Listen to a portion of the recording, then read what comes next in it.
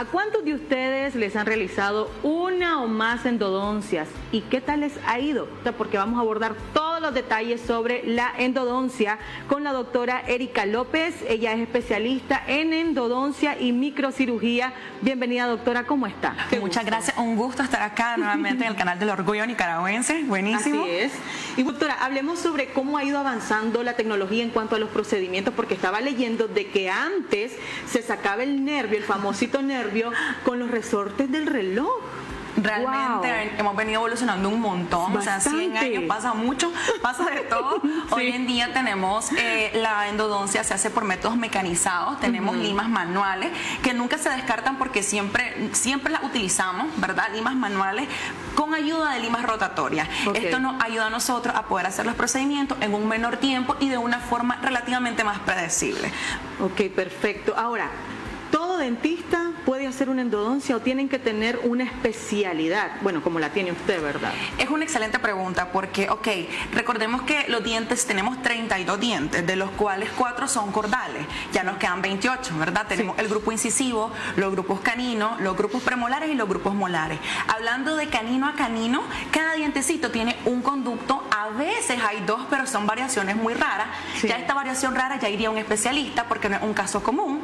Premolares tienen 2, a veces hasta 3 conductos, son casos más complejos, y las molares de 3 hasta 5 conductos. Entonces, este tipo de casos complejos es donde tenemos que derivarlo. No está capacitado un odontólogo general a hacer quizá un tratamiento de conducto en premolares o molares muchas veces, ¿verdad? Entonces, siempre hay que saber y conocer sus límites, ¿verdad? Es un tratamiento que es especializado, por eso existe la especialidad. Y de hecho, digamos, a veces hay dientes de enfrente, incisivos, que son fáciles, entre comillas, pero al final tienen una gran infección y eso tiene que ser derivado a un especialista también. Muy bien, entonces, ¿cuándo es que se requiere el procedimiento de una endodoncia? Pueden haber múltiples causas. Puede ser cuando al paciente le duele muchísimo el diente, cuando tiene una caries súper extensa que ya ha llegado al nervio, cuando el paciente se golpea, o sea, tiene un golpe, un niño con un golpe y de repente usted ve que a los meses se le puso negro el diente. Entonces, eso también es una causa de necesitar una endodoncia. Esa es otra causa. Los tipos, porque hay diferentes tipos, obviamente, hablemos de cómo saber qué tipo de endodoncia necesita el paciente. Con tipos te referís por lo menos a unirradiculares, multirradiculares. Siempre va con los tipos de dientes que te explicaba. Unirradicular, los dientes de enfrente que solo tienen una raíz, ¿verdad? Arriba y abajo. Multirradiculares, que pueden ser las molares, y birradiculares, que son los premolares. Pero bueno, como les digo, eso depende también pues del tipo de diente que estemos realizando y de la causa por la cual te esté haciendo la endodoncia. Yo por eso recomiendo endodoncia con un especialista para mayor seguridad. ¿La endodoncia es un solo procedimiento o existen varias etapas? Excelente pregunta. De hecho, la endodoncia, hay momentos en que se puede hacer en una sola sesión. Hay casos que sí se puede. Hay casos que llevan hasta 3 y 4 sesiones. Sí. ¿Y por qué esto? Porque tal vez yo abro el dientecito y de repente tengo una gran afluencia de bacterias y de líquido purulento a través del diente. Y eso yo no lo puedo cerrar en 2 sesiones o en una sesión. Incluso si yo abro, dejé medicamento y en la segunda cita vuelve a salir líquido purulento, yo no puedo cerrarla. Y han pasado casos de hasta 4 citas hasta que salga eso limpio, blanquito, el conito con el que secamos salga seco, yo puedo terminar el tratamiento. Entonces, todas las endodoncias son distintas y por eso es que se ocupa un buen criterio y cooperación del paciente para tener un tratamiento exitoso. ¿Cuáles son las herramientas que tiene que tener, digamos, un especialista en endodoncia? Si hablamos de un especialista en endodoncia como tal, magnificación, sea lentes de magnificación o microscopio para magnificar. Esto es para ver más de cerca. Recordemos que los nervios son como las hebras de cabello, es una cosita muy finita, pero que provoca estragos, o sea, es letal, ¿verdad? Pero necesitamos, para poder ver, observar bien, necesitamos cierto tipo de magnificación. Asimismo, instrumental rotatorio, ¿verdad? Que es la endodoncia mecanizada, limas rotatorias, puede ser también un activador de líquido irrigante que hace que el líquido con el que limpiamos se active ultrasónicamente y esto hace que el conducto o el diente por dentro se limpie con una mayor eficiencia. Ok, ahora hablemos ya cómo es el procedimiento cuando lo limpian, cuando hay que sacar el nervio. ¿Cómo es el procedimiento en concreto? Ok, bueno, lo primerito, ¿verdad? Una buena anestesia, porque como un procedimiento que va directamente a los nervios del diente, tengo que asegurarme que el paciente esté completamente anestesiado para poder proceder, ¿ok? Ahora, si miramos de que al inicio yo le pongo anestesia y nunca le llega, es porque probablemente hay un proceso infeccioso y es prudente mandarlo a casa con antibióticos para poder iniciar. Entonces, abrimos el dientecito, quitamos toda la carie, localizamos la entrada de cada nervio, pongámosle que es una molar y pongámosle que tiene 4 nervios, localizamos las 4 entradas, 1, 2, 3, 4, como un dado, que está viendo 4 puntitos, igualito. Entonces, y ahí empezamos a meter las limas manuales, ¿verdad? Como los antiguos resortes, limas manuales, para poder limpiar el diente en su totalidad, ¿verdad? Ir limpiando, llegar hasta la longitud del diente, es decir, no puede quedar ni más corta ni más larga. Entonces, ¿cómo saben si llegaron al punto? O sea, ¿cómo saber si no se pasa? Ok. ¿Hasta qué punto hay que llegar? Con una radiografía y con otro aditamento que se llama localizador de ápice, que es como un bracito que agarra el instrumento y por medio, ¿verdad?, de ese aparatito, él te dice si está ya al final de la raíz o no. No necesariamente, a donde usted mire una radiografía y si usted ve que está un poquito corto, no necesariamente significa que está corto. Puede ser que ahí termina el nervio. Y si se pasa, entonces vienen los dolores al paciente, o no necesariamente. Pues a veces no. Yo he tenido casos de pacientes que tienen endodoncias pasadas que 20 años y no les duele. Pues, bendito Dios, ¿verdad? Pero realmente no es lo ideal. O sea, la endodoncia tiene que quedar hasta donde anatómicamente está la estructura para no provocar un daño al paciente. Bueno, hay un sinnúmero de historias de terror que me han llegado. Voy a leer un par. Y de hecho vamos a comenzar con la suya, porque usted ha sido el ángel de muchas personas que han llegado con complicaciones. Cuénteme lo que hizo en esa situación. Bueno, llega esta señora que me dice, fíjese que siento flojo, un dientecito acá, quiero que me revise, yo me hice una endodoncia.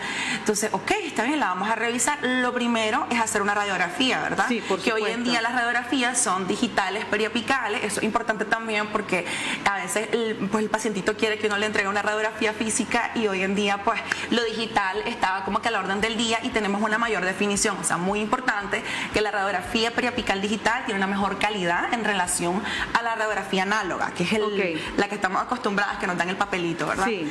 Entonces le tomo la radiografía a la paciente y me pongo a revisar y no hay endodoncia. No hay nada. No hay nada. El diente está vacío y me dice, no, doctora, no es posible si yo pagué 10.000 Córdoba por esta endodoncia. Entonces yo le reviso, no, mira, y me disculpa, no me diga nada, ¿verdad? Siempre hay que mantener pues la ética también, no se preocupe, tratemos de resolver, pues mire, no le estoy mintiendo, aquí no hay una endodoncia, ¿verdad? Pero vamos a ver qué hacemos. En efecto, solamente le habían como que quitado el nervio, pero no le habían hecho más nada y al final pues la pieza terminó en extracción porque se fracturó verticalmente. Wow. Y bueno, doctor, estaba leyendo un dato que dice que desde el 97 los microscopios clínicos son exigidos en los posgrados en Estados Unidos.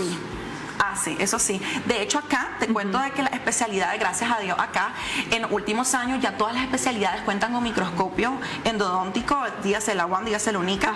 Ellas cuentan con microscopio y eso es excelente porque, como te hablaba, es una herramienta que nos permite abordar casos complejos. No todos los casos necesitan microscopio, pero es una gran ayuda porque, como te explicaba, es tan chiquito y tan anatómicamente distinto de paciente a paciente que tener esa herramienta es súper útil. Pero, por ejemplo, si yo llego a hacerme una endodoncia y el doctor veo que no tiene el microscopio, ¿me lo hago o no me lo hago? Si especialista en endodoncia se lo hace. No hay problema. No hay problema, porque como te digo, no necesariamente tu caso es complejo y si un especialista en endodoncia y ve que el caso está muy complicado, te aseguro que lo va a derivar. No, y además es una herramienta bastante cara. O sea, me decía que como $20,000. Sí, anda. Entre $15,000 a $20,000 más o menos. Es cara, entonces utilizan otro tipo de herramienta para poder hacerlo. Bueno, tenemos otra pregunta. Dice, tengo endodoncia de 10 años, me sacaron la muela por infección y me estaba quedando sin hueso.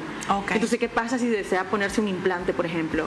Ok, hay que ver qué tanta es la pérdida de hueso, ¿verdad? Primero que nada, eso con una radiografía se puede tener una noción, pero lo mejor es una tomografía, muy importante, porque la tomografía nos permite ver en 3D cuánto es el daño y la pérdida que tiene el paciente, ¿de acuerdo? Entonces, si es muy grande, hay que hacer una regeneración primero de hueso y luego colocar el implante. Perfecto. Sí. Ok, dice otro, me ha ido tan mal que perdí 2 muelas por una endodoncia mal realizada. ¿Cuáles pueden ser las complicaciones aparte de perder la muela?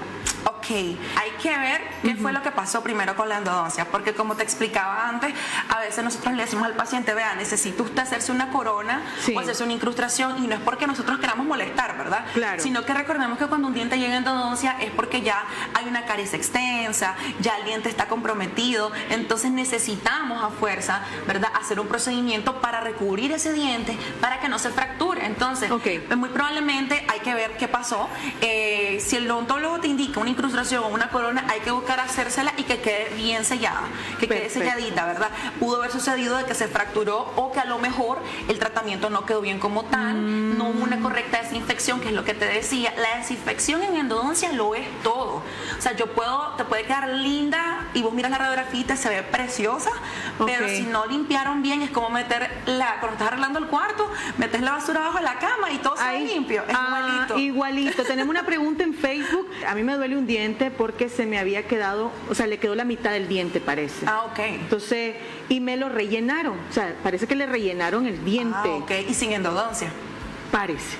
Entonces, ¿a qué se debe ese dolor? Pues se debe, si es así como explica, de que el diente se le fracturó y que ya a partir de ese diente se lo rellenaron, es muy probable de que no le hayan hecho un procedimiento de endodoncia. Obviamente las bacterias quedan ahí adentro, porque a veces el paciente dice, pero es que cuando me lo reconstruyeron no me dolía, y porque ahora me duele, porque tal vez eso andaba abierto, andaba drenando, y al uno taparlo ya no hay vía de drenaje. Exacto. Ya todas las bacterias quedan ahí acumuladas y eso empieza a provocar un foco de infección que vaya creciendo más y más. La endodoncia no es para siempre tampoco, se requiere de se requiere de seguimiento y seguimiento. Muy importante, porque a veces dicen, yo me hice una endodoncia y eso es para toda la vida. No necesariamente, ¿verdad? Sí, dura muchísimos años, 20, 30 años, incluso si el paciente se cuida bien y si hace su procedimiento de rehabilitación, como una corona o una incrustación, si hace eso, pues créame que le va a durar bastante, ¿verdad? Y que siempre y cuando la endodoncia quede bien, pero requiere mantenimiento, sobre todo cuando tuviste una gran lesión en el hueso.